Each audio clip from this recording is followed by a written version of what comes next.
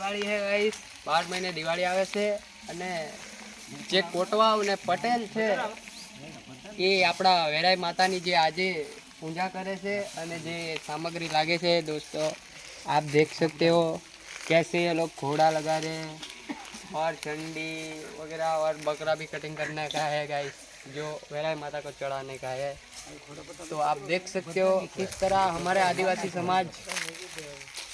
जो प्रकृति की पूजा करते हैं। और ये रही इकट्ठा कुछ सामग्री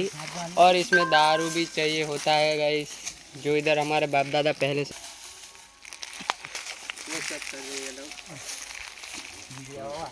तो